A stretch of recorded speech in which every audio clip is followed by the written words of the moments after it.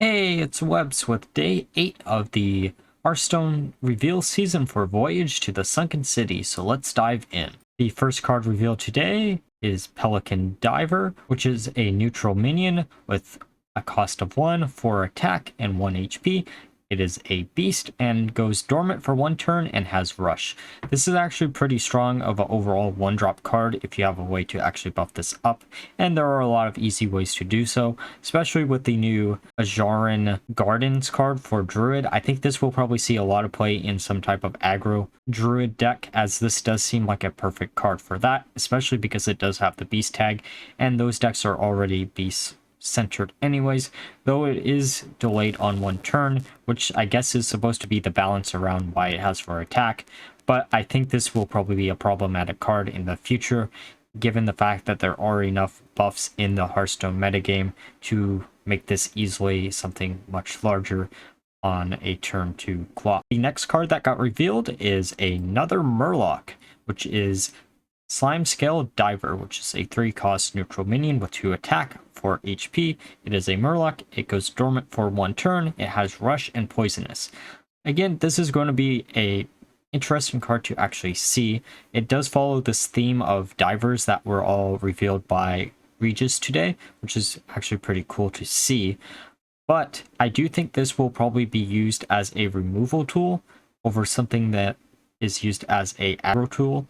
I think this might be a little bit too slow to actually see too much play, because you don't really want any type of removal on a 1 turn clock. Main issue with using this as a removal tool is you have to play this card down before your opponent has a big minion, and they already know it's going to be on the board, so they're probably going to delay playing the big minion until they can play something else. The next card revealed is Gangplank Diver, which is a 5-cost neutral minion, which is a pirate with 6 attack and 4 HP. It goes dormant for a turn and has rush, immune while attacking. This is a really scary card compared to the last one.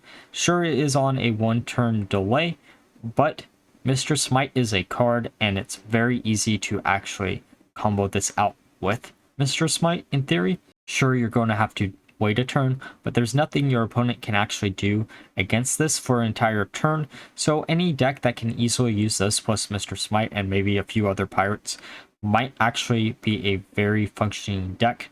I could see maybe a weird Faceless Manipulator Vander pirate deck where you use this plus Faceless Manipulator and Mr. Smite as almost your only minions in the entire deck, and if you can actually have enough of these on the board in 1 turn, your opponent's not going to be able to do anything against your 30 plus damage that you might be able to easily have with something like this plus Mr. Smite. The next card revealed is Naga Giant, which is a 20-cost neutral minion with 8 attack, 8 HP. It costs 1 less for each mana you've spent on spells this game. It's a Naga, of course.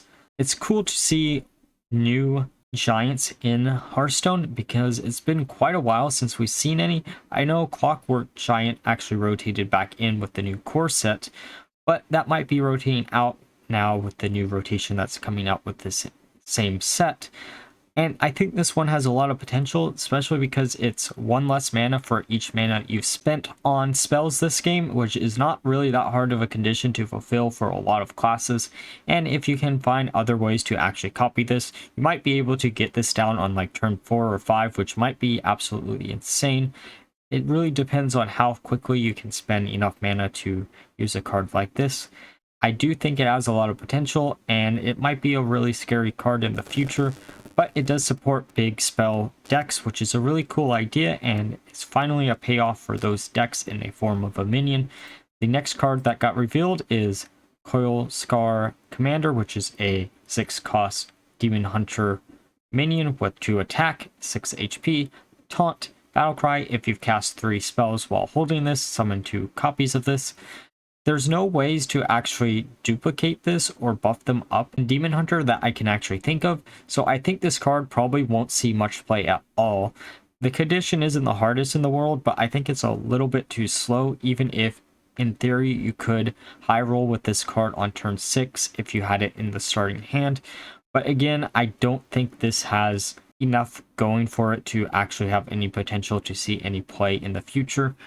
It's kind of a shame that a lot of these Naga cards are similar to this, where you have to cast 3 spells, and because of it being 3 spells, they're probably not going to see much play, especially because you have to be holding them. It's similar to the Blood Herald card from Scholomance, that you had to be holding it to get its +1/+1 for every minion that has died on your board. At least with this one, it has Taunt and summons 2 additional copies. That's the only benefit over something like this compared to Blood Herald.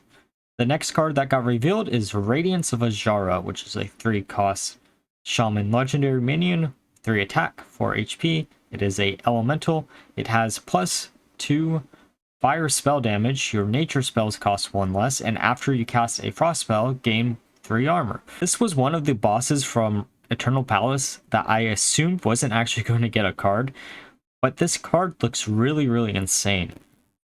I know in Wild in particular, Unstable Evolution is definitely a card where this could easily be abused with, especially because Unstable Evolution is a 1-cost nature spell, so it would become a 0-cost nature spell, and you could go infinite with just these 2 cards and like 1 other minion. So for Wild, I think this card is absolutely insane, but for Standard, I also think it promotes a really cool multi-school spell Shaman deck that might be really fun to play around with, especially with that one other Naga that got revealed that summons a 3/3 elemental for each school of magic that you actually played during the game, and it might be a really good indicator of us seeing a fire-based shaman deck come into fruition, especially if they're trying to promote fire damage with a card like this. And I really look forward to trying to break this card in the future, though it is going to be a really worrisome card, especially given the fact that Burn Shaman is already a decent deck.